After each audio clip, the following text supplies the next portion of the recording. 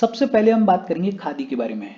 और इतना आपको ऑलरेडी पता होगा कि खादी हमारे नेशनल मूवमेंट के दौरान, हमारे फ्रीडम स्ट्रगल के दौरान बड़ा इंपॉर्टेंट सिंबल रहा है। Khadi is a symbol of Indian textile heritage. Indian textile heritage का सिंबल है खादी। और ये जो वर्ड है खादी, ये कहाँ से आया? ये आया टर्म खादर से। और खादर का मतलब क्या होता है? इंडिया और बांग्लादेश में जो हैंड स्पिन कॉटन फैब्रिक बनाया जाता है, जो हाथ से स्पिन करके कॉटन फैब्रिक बनाया जाता है, उसको क्या बुलाया जाता है? उसको बुलाया जाता है खादर। और खादर से वर्ड आया खादी। ये जो खादी है ये जानी जाती है अपने रग्ड टेक्सचर के लिए। अगर आपने खादी का कपड़ा देखा होगा तो उसका जो टेक्सचर होता है वो रग्ड होता है। और खादी जानी जाती है कि विंटर्स में खादी बॉडी को वार्म रखती है और समर्स में खादी बॉडी को कूल रखती है। खादी की अपनी इंपॉर्टेंस रही है हमारी फ्रीडम स्ट्रगल में। अगर खादी की हिस्ट्री की बातचीत ब्रीफली करें तो 1925 में ऑल इंडिया स्पिनर्स एसोसिएशन को स्टैब्लिश किया गया। नॉन कोऑपरेशन मूवमेंट के बाद 1925 में ऑल इंडिया स्पिनर्स एसोसिएशन को स्टैब्लिश किया गया। और इसको स्टैब्लिश किया गया था for the development, production and selling of khadi. Khadi के डेवलपमेंट के लिए, प्रोडक्शन के लिए 1925 में ऑल इंडिया स्पिनर्स एसोसिएशन को स्टैब्लिश किया गया। हमें ये ऑलरेडी पता है कि महात्मा गांधी ने खादी को प्रमोट किया as a symbol of self reliance. Self reliance के सिंबल के तौर पे महात्मा गांधी ने खादी को खूब बढ़ चढ़ के प्रमोट किया। इसके अलावा khadi and village industries commission है। ये जो khadi and village industries commission है, इसको स्टैब्लिश किया गया था 1956 में। Khadi and village industries commission को स्टैब्लिश किया गया था to promote khadi and village industries in India. और ये जो khadi and village industries commission है, ये तो न्यूज में भी रहती है, करंट अफेयर्स में आपने इसके बारे में पढ़ा होगा। खादी के बारे में बेसिक तौर पे इंडियन हैंडीक्राफ्ट्स के कॉन्टेक्स्ट में इतनी ही बातचीत याद रखो। फिर इसके बाद बात आती है textile industry in north east India. North east India में टेक्सटाइल इंडस्ट्री की कहानी क्या रही है? देखो, एक बात तो ये कि ये जो हैंडलूम सेक्टर है, ये जो हैंडलूम सेक्टर है, ये कंट्री का सेकंड लार्जेस्ट एम्प्लॉयमेंट सोर्स है। हमारे कंट्री में सबसे ज्यादा लोग एम्प्लॉयड एग्रीकल्चर में हैं और दूसरे नंबर पे हैंडलूम सेक्टर। तो ये जो हैंडलूम सेक्टर है ये अपने आप में बेहद इंपॉर्टेंट है। और नॉर्थ ईस्ट में हर एक ट्राइब जो है वो जानी जाती है अपनी वीविंग की एक्सपर्टीज के लिए। इनफैक्ट नॉर्थ ईस्ट के हर एक रीजन में एक यूनिक वीविंग की टेक्निक देखने को मिलती है। इन जनरल अगर बात करें तो ये जो टेक्सटाइल इंडस्ट्री है ये अपने आप में इकोनॉमिकली इंपॉर्टेंट है, ये अपने आप में एम्प्लॉयमेंट जनरेशन के मामले में इंपॉर्टेंट है। और अगर नॉर्थ ईस्ट के कॉन्टेक्स्ट में बात करें तो इकोनॉमी, एम्प्लॉयमेंट, उसके साथ साथ ये जो टेक्सटाइल इंडस्ट्री है, ये जो हैंडलूम सेक्टर है, ये कल्चरली भी बेहद इंपॉर्टेंट है। नॉर्थ ईस्ट इंडिया के कुछ इंपॉर्टेंट टेक्सटाइल्स की अगर बात करें तो सबसे पहले बात की गई है आसाम के बारे में। और आसाम जाना जाता है अपने सिल्क प्रोडक्शन के लिए। आसाम अपने सिल्क प्रोडक्शन के लिए जाना जाता है। और आसाम में गोल्डन मग सिल्क को प्रोड्यूस किया जाता है। गोल्डन मग सिल्क के लिए फेमस है आसाम। आसाम में एक मैखिला चादर्स बनाई जाती हैं। ये जो मैखिला चादर्स हैं they are basically traditional attire of Assam. तो आसाम अपने सिल्क प्रोडक्शन के लिए जाना जाता है। मणिपुर की अगर बात करें तो मणिपुर जाना जाता है अपने हैंडलूम टेक्सटाइल के लिए। और मणिपुर में एक सिल्क फैब्रिक बड़ा फेमस है, मोरियांग पी। और एक ट्रेडिशनल शॉल बड़ी फेमस है, फानेक। इन दोनों के बारे में हमने ऑलरेडी पढ़ा हुआ है। नागालैंड की अगर बात करें तो नागालैंड में जितनी भी ट्राइब्स देखने को मिलती हैं उनका अपना यूनिक पैटर्न है, अपने यूनिक मोटिव्स हैं। मेघालय की अगर बात करें तो मेघालय में जो गारो, खासी और जैंतिया ट्राइब्स हैं वो जानी जाती हैं अपने स्किल्ड वीविंग के लिए। और जो एरी सिल्क है वो कॉमनली मेघालय में प्रोड्यूस की जाती है। अरुणाचल प्रदेश की अगर बात करें तो अरुणाचल प्रदेश में जो आदि ट्राइब है, जो अपतानी ट्राइब है और जो निशी ट्राइब है वो जानी जाती हैं अपनी डिटेल्ड वीविंग के लिए। और अरुणाचल प्रदेश में जो मोनपा ट्राइब है वो जानी जाती है वाइब्रेंट कलर्स के यूज के लिए। मिजोरम की अगर बात करें तो मिजोरम में एक Puan pattern, basically Puan is a cloth which is being prepared by the tribes of Mizoram. ये जो पुआन क्लोथ के ऊपर पैटर्न बनाया जाता है उसके लिए मिजोरम का कामकाज फेमस है। त्रिपुरा की अगर बात करें तो त्रिपुरा में जो वर्टिकल एंड हॉरिजॉन्टल स्ट्रिप्स बनाई जाती हैं उसके लिए त्रिपुरा फेमस है। तो अगर बात करें इन जनरल कि नॉर्थ ईस्ट में ये जो टेक्सटाइल इंडस्ट्री है, इस टेक्सटाइल इंडस्ट्री की इकोनॉमिक सिग्निफिकेंस है, इस टेक्सटाइल इंडस्ट्री की इन जनरल एम्प्लॉयमेंट जनरेशन के मामले में सिग्निफिकेंस है, और इस टेक्सटाइल इंडस्ट्री की कल्चरल सिग्निफिकेंस है। बहुत ज़्यादा डिटेल में हम नहीं देख रहे हैं बिकॉज हमें पीएचडी नहीं करनी है। यूपीएससी के पॉइंट ऑफ व्यू से कहीं कभी लिखने के लिए आ जाए तो आपको छोटी छोटी चीज़ें याद होनी चाहिए। जैसे आसाम जाना जाता है अपने सिल्क प्रोडक्शन के लिए, आसाम अपने सिल्क प्रोडक्शन के लिए जाना जाता है। मणिपुर जाना जाता है अपने हैंडलूम टेक्सटाइल्स के लिए। अगर बात करें नागालैंड की तो वहां पर जितनी भी ट्राइब्स हैं उनका अपना यूनिक पैटर्न है, मोटिव्स हैं। मेघालय में एरी सिल्क को प्रोड्यूस किया जाता है। इन जनरल ये जो छोटी छोटी चीजें हैं, इन छोटी छोटी चीजों को दिमाग में बिठा के रखो। इजी बातचीत है, होपफुली आपको समझ में आ रही होगी। हम आगे बढ़ें उससे पहले वीडियो पे लाइक के बटन को दबा दो। लाइक दबाना जरूरी है बिकॉज यूट्यूब ऐसे ही फंक्शन करता है। जब आप वीडियो पे लाइक के बटन को दबाते हो तो यूट्यूब वीडियो को कंसिडर करता है और थोड़ा सा पुश कर देता है। शेयर कर दो अपने सोशल मीडिया हैंडल्स पे, व्हाट्सएप वगैरह पे अपने फ्रेंड्स को। जो भी लोग इसमें इंटरेस्टेड हैं, इससे रिलेटेड पढ़ाई कर रहे हैं, उनको शेयर कर दो। अगर चैनल को सब्सक्राइब नहीं किया है तो फॉर श्योर चैनल को सब्सक्राइब कर लो। और अगर आप केपेबल हो, हेल्प करना चाहते हो तो आप हमें हेल्प कर सकते हो by clicking on the join button, या फिर आप कंट्रीब्यूट कर सकते हो क्यूआर कोड को स्कैन करके। अच्छा, फिर इसके बाद बात आती है आइवरी कार्विंग के बारे में। आइवरी कार्विंग क्या होती है? अगर बहुत सिंपल लैंग्वेज में बोलें तो जो एनिमल टूथ्स होते हैं या आइवरीज होती हैं उनके ऊपर जो कार्विंग करके डिजाइन्स तैयार की जाती हैं, जो पैटर्न्स तैयार किए जाते हैं, उनको बुलाया जाता है आइवरी कार्विंग। ये जो आइवरी कार्विंग है इसको वैदिक टाइम पीरियड से ही इंडिया में प्रैक्टिस किया जाता है। और वैदिक टाइम पीरियड में इसको रेफर करने के लिए क्या बुलाया जाता था? दांत बुलाया जाता था। दांत बेसिकली ये जो नाम दिया गया ये सिग्निफाई करता है एलिफेंट टस्क को। तो जो हाथी के दांत होते हैं उनके ऊपर प्रोबेबली कार्विंग की जाती थी वैदिक पीरियड में, और उसको सिग्निफाई करने के लिए ये जो आइवरी कार्विंग है इसको वैदिक पीरियड में क्या बुलाया जाता था? दांत बुलाया जाता था। इनफैक्ट अभी रिसेंटली एक्सकेवेशंस में ये देखने को मिला है कि हड़प्पन पीरियड के दौरान भी आइवरी ऑब्जेक्ट्स, आइवरी कार्विंग्स देखने को मिलती थी, जैसे आइवरी डाइसेस मिली हैं।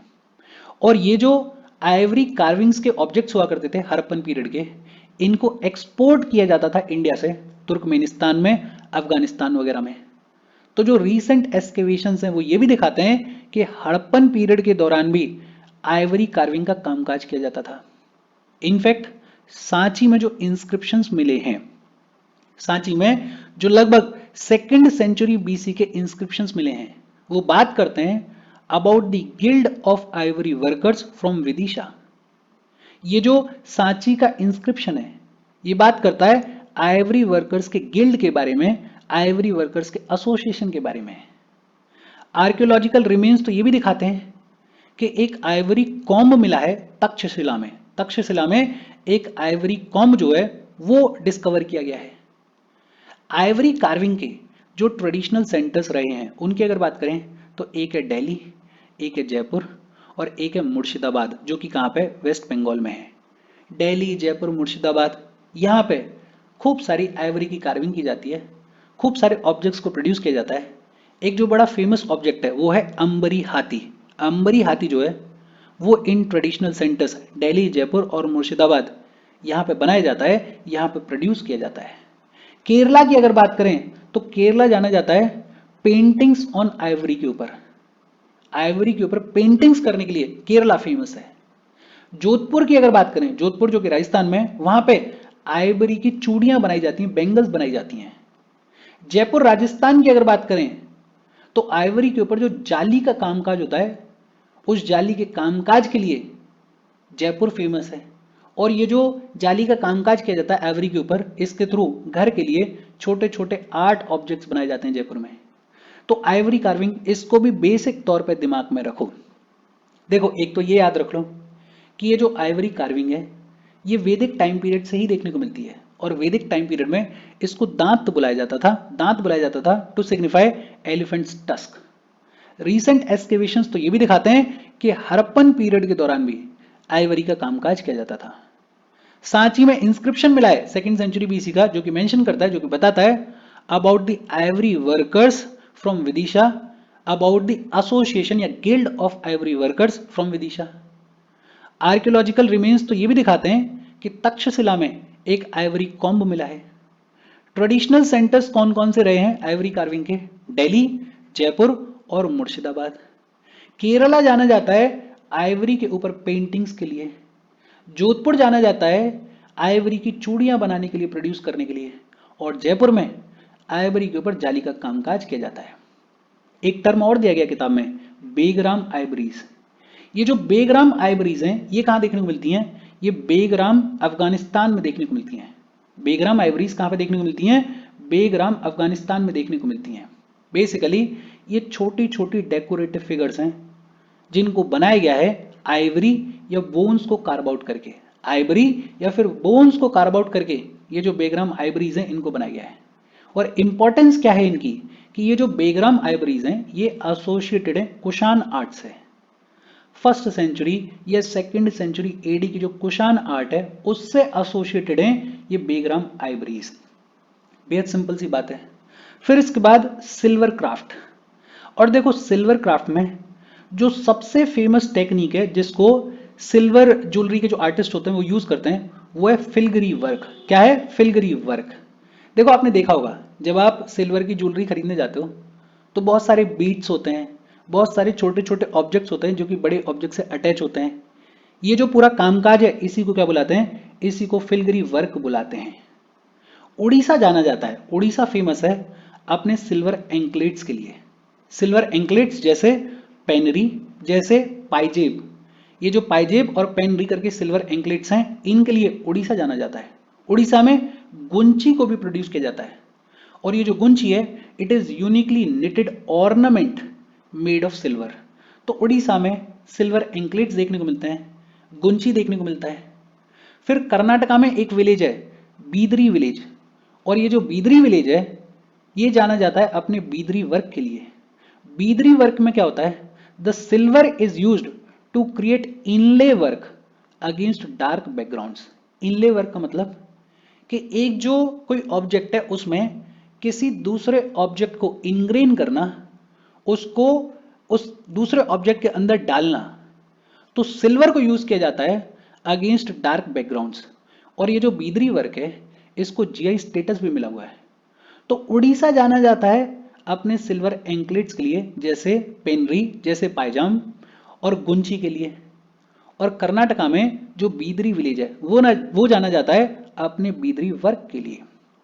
देखो हम इंडियन हैंडीक्राफ्ट्स की बात कर रहे हैं और इंडियन हैंडीक्राफ्ट्स में अगर पीएचडी करनी हो तो सिल्वर क्राफ्ट पढ़ लो और जितनी आइवरीज की कार्विंग है उसको खूब पढ़ लो, डिटेल में पढ़ लो। लेकिन हमें पीएचडी नहीं करनी है। यूपीएससी के पॉइंट ऑफ व्यू से सिर्फ इतना दिमाग में रखना है कि अगर कहीं पूछ लिया जाए, कोई क्वेश्चन आ जाए कि बताओ भाई इंडियन हैंडीक्राफ्ट्स इनकी कहानी क्या रही है, तो आपको थोड़ा थोड़ा पता होना चाहिए ताकि आप एक अच्छा आंसर फ्रेम कर पाओ। बाकी प्रीलिम्स के पॉइंट ऑफ व्यू से जो छोटी छोटी चीजें हैं वो आपको दिख ही रही हैं। फिर इसके बाद बात आती है क्ले एंड पोट्री वर्क के बारे में। ये जो पोट्री बनाई जाती है इसको डिस्क्राइब किया जाता है as lyric of handicraft. Handicraft के लिरिक्स के तौर पे डिस्क्राइब किया जाता है पोट्री को। Pottery is like a poetic composition. Importance आपको यहीं से समझ में आनी चाहिए कि पोट्री को क्या बुलाया जा रहा है, डिस्क्राइब कैसे किया जा रहा है? It is lyric of handicraft. जो क्ले वर्क का अर्लीस्ट एविडेंस देखने को मिलता है वो देखने को मिलता है एक न्यूलिथिक साइट मेहरगढ़ में। मेहरगढ़ जो कि प्रेजेंट डे पाकिस्तान में है, वहां पे earliest evidence of clay work देखने को मिलता है। ये जो क्ले पोट्री की आर्ट है ये बहुत अच्छे से डेवलप हो गई थी इन 6000 बीसी। तो ये आज की आर्ट नहीं है, नई आर्ट नहीं है। 6000 बीसी में ये जो क्ले पोट्री की आर्ट है ये बहुत ही ज्यादा हाईली डेवलप थी। जो मोस्ट फेमस पोट्री देखने को मिलती है वो कौन सी है? Painted greyware pottery. ये जो पेंटेड ग्रेवेयर पोट्री है इसमें टिपिकली ग्रे कलर देखने को मिलता है और ये वैदिक पीरियड की पोट्री है। वैदिक पीरियड की पोट्री है पेंटेड ग्रे वेयर पोट्री। इसके अलावा इंडिया के कुछ पार्ट्स में रेड एंड ब्लैक पोट्री भी देखने को मिलती है। और ये जो रेड एंड ब्लैक पोट्री है ये डेट बैक करती है 500 से 3000 बीसी तक। और ये जो रेड एंड ब्लैक पोट्री है ये मोस्टली देखने को मिलती है वेस्ट बंगाल में। कहां पे देखने को मिलती है? वेस्ट बंगाल में देखने को मिलती है। इसके अलावा एक नदन ब्लैक पॉलिश्ड वेयर भी है। ये जो नदन ब्लैक पॉलिश्ड वेयर है ये डेवलप हुई दो फेजेस में। पहला फेज 700 से लेके 400 बीसी के बीच में और सेकंड फेज 400 से लेके 100 बीसी के बीच में। सदर्न इंडिया की अगर बात करें तो सदर्न इंडिया में भी राउलेट पोट्री के रेमिनेंट्स देखने को मिलते हैं। सदर्न इंडिया में भी राउलेट पोट्री के रेमिनेंट्स देखने को मिलते हैं। और ये जो राउलेट पोट्री है ये डेट बैक करती है लगभग 200 से 100 बीसी के बीच में। और ये जो राउलेट पोट्री है इसके रेमिनेंट्स ज्यादातर कहां पे देखने को मिले? अरिकामेदु में देखने को मिले। अरिकामेदु एक जगह है पुडुचेरी के पास में। गुप्ता पीरियड के दौरान नई नई डेकोरेटिव टेक्निक्स जो हैं वो इमर्ज होंगी। जैसे गुप्ता पीरियड के दौरान बात होगी पेंटिंग के बारे में, पेंटिंग खूब डेवलप होगी। मोल्डिंग के बारे में बात होगी, स्टैंपिंग वगैरह के बारे में बात होगी। और जब हमारी कंट्री में इंडो इस्लामिक ट्रेडिशन का अराइवल होगा तो कुछ एविडेंसेस ग्लेज्ड पोट्री के भी देखने को मिलते हैं। बेसिकली ग्लेज को यूज किया जाता था पोट्री के ऊपर शाइन लाने के लिए, तो ग्लेज्ड पोट्री के भी एविडेंसेस देखने को मिलते हैं। देखो ये जितनी भी बातचीत हो रही है पोट्री के बारे में, जैसे हमने बात की पेंटेड ग्रे वेयर पोट्री के बारे में, हमने पढ़ा रेड एंड ब्लैक पोट्री के बारे में या नदन ब्लैक पॉलिश्ड वेयर के बारे में, इस सब के बारे में इन डिटेल हम एंशिएंट हिस्ट्री में पढ़ते हैं। अगर आपने एंशिएंट हिस्ट्री पढ़ी होगी तो आपको इन सारी चीज़ों के बारे में ऑलरेडी पता होगा, फिर तो कोई दिक्कत है ही नहीं।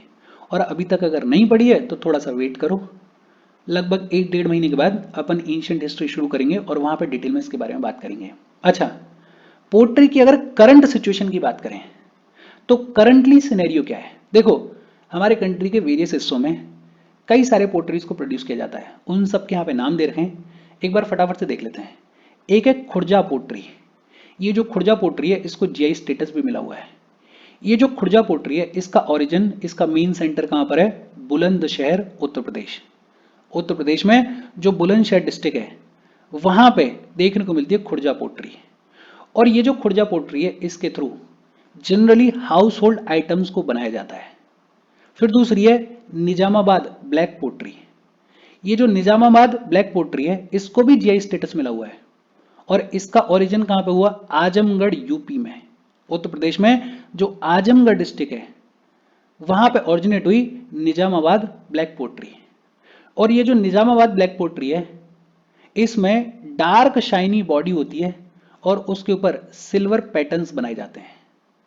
फिर इसके बाद है ब्लू पोट्री। और ये जो ब्लू पोट्री है इसको भी जीआई स्टेटस मिला हुआ है। और ये जो ब्लू पोट्री है ये कहां पे देखने को मिलती है? ये जयपुर राजस्थान में देखने को मिलती है। और खास बात क्या है? ये जो ब्लू पोट्री है ये मुल्तानी मिट्टी से बनाई जाती है। गांव में अक्सर मुल्तानी मिट्टी यूज की जाती है, शायद आपको पता भी हो। मुल्तानी मिट्टी को यूज करके ये जो ब्लू पोट्री है इसको बनाया जाता है। फिर इसके बाद है पोखरन पोट्री। ये जो पोखरन पोट्री है इसको भी जीआई स्टेटस मिला हुआ है। और ये जो पोखरन पोट्री है ये कहां पे ओरिजिनेट हुई? पोखरन राजस्थान में ओरिजिनेट हुई और इसको भी हाउस होल्ड आइटम्स को बनाने के लिए यूज किया जाता है। अच्छा, ये जो 4 पोट्रीज हैं करंटली इनको जीआई स्टेटस मिला हुआ है। इसके अलावा डलगेट पोट्री है।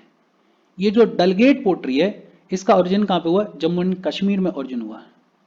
और इस पे चमक लाने के लिए स्पेशल ग्लेज को यूज किया जाता है। स्पेशल ग्लेज को यूज किया जाता है इस डलगेट पोट्री के ऊपर। कारीगरी पोट्री। कारीगरी पोट्री कहां पे देखने को मिलती है? तमिलनाडु में देखने को मिलती है। और ये जो कारीगरी पोट्री है इसका मेन सेंटर कहां पर है? इसका मेन सेंटर है साउथ एयरकोर्ट। मेन सेंटर कौन सा है? साउथ एयरकोर्ट। फिर सुराई है। सुराई का ओरिजिन कहां पर है? वेस्ट बंगाल में। बेसिकली कॉमन जग वेयर्स, जग के जैसा स्ट्रक्चर बनाया जाता है इस सुराई में। फिर एक है ब्लैक पोट्री। ये जो ब्लैक पोट्री है ये कहां पे देखने को मिलती है? ये उखरूल मणिपुर में देखने को मिलती है। स्पेशल ब्लैक टिंट के ऊपर ग्लेज डाला जाता है इस ब्लैक पोट्री में। फिर है गोपी चंदन। गोपी चंदन ये कहां पे देखने को मिलती है? ये सौराष्ट्र गुजरात में देखने को मिलती है। ये क्ले आर्ट ऑब्जेक्ट्स को बनाने के लिए यूज की जाती है। और फिर कागजी पोट्री। ये जो कागजी पोट्री है ये कहाँ पे देखने को मिलती है? ये अलवर राजस्थान में देखने को मिलती है और बड़ी ही डेलिकेट पोट्री है, मतलब बहुत ही थिन होती है और बहुत ही handle with care types pottery है, कागजी पोट्री। बहुत सिंपल, एक बार फिर से नाम देख लेते हैं और मैं बार बार बोल चुका हूँ, इनको एज सच रटने मत बैठना, जीआई स्टेटस वालों को याद कर लेना, बाकी जितने नाम याद रह जाएं उतने ठीक हैं। खुर्ज पोट्री कहाँ पे देखने को मिलती है? बुलंदशहर यूपी में। निजामाबाद ब्लैक पोट्री कहाँ पे देखने को मिलती है? आजमगढ़ यूपी में। ब्लू पोट्री कहाँ पे देखने को मिलती है? जयपुर राजस्थान में। पोखरन पोट्री कहाँ पे देखने को मिलती है? पोखरन राजस्थान में। दलगेट पोट्री कहाँ पे देखने को मिलती है? जम्मू एंड कश्मीर में। कारीगरी पोट्री कहाँ पे देखने को मिलती है? तमिलनाडु में। सोराई कहाँ पे देखने को मिलती है? वेस्ट बंगाल में। ब्लैक पोट्री कहाँ पे देखने को मिलती है? उखरूल मणिपुर में। गोपी चंदन कहाँ पे देखने को मिलती है? सौराष्ट्र गुजरात में। और कागजी पोट्री कहाँ पे देखने को मिलती है? अलवर राजस्थान में देखने को मिलती है। अच्छा, इसके अलावा किताब में एक छोटा सा बॉक्स दिया गया है, उसमें बात की गई है मोशती, कोठी और पोरासी। मोशती, कोठी और पोरासी ये बेसिकली स्ट्रक्चर्स होते हैं, ट्रेडिशनल स्टोरेज कंटेनर्स या स्ट्रक्चर्स होते हैं ग्रेन्स वगैरह को स्टोर करने के लिए। गुजरात की जो ट्राइबल कम्युनिटी है वो इन स्ट्रक्चर्स को यूज करती है। गुजरात की ट्राइबल कम्युनिटी ग्रेन्स वगैरह को स्टोर करने के लिए जिन स्ट्रक्चर्स को यूज करती है उनके नाम क्या है? मोशती, कोठी और पोरासी। मोशती क्या है? बेसिकली ग्रेन्स को स्टोर करने के लिए बैम्बू के द्वारा बनाया गया कंटेनर होता है मोशती। पोरासी क्या है? जो कंटेनर होता है उसको मड और काव डंग के साथ में प्लास्टर किया जाता है ताकि ग्रेन्स बाहर ना निकले, ताकि ग्रेन्स में कोई कीड़े वगैरह ना लगे। तो पोरासी is plastered with mud and cow dung mixture to prevent spillage of grains. और कोठी क्या होती है?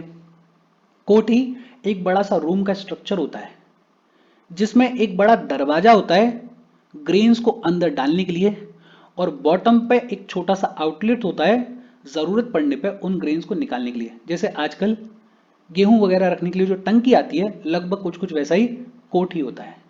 तो मोशती, पोरासी और कोठी गुजरात में ट्राइबल कम्युनिटी अपने ग्रेन्स वगैरह को स्टोर करने के लिए जिन स्ट्रक्चर्स को यूज करती है उन स्ट्रक्चर्स को मोशती, कोठी और पोरासी बुलाया जाता है। और इसके साथ आज की हमारी बातचीत खत्म हो गई। कोई डाउट हो तो कमेंट करके पूछ लेना। Thank you very much.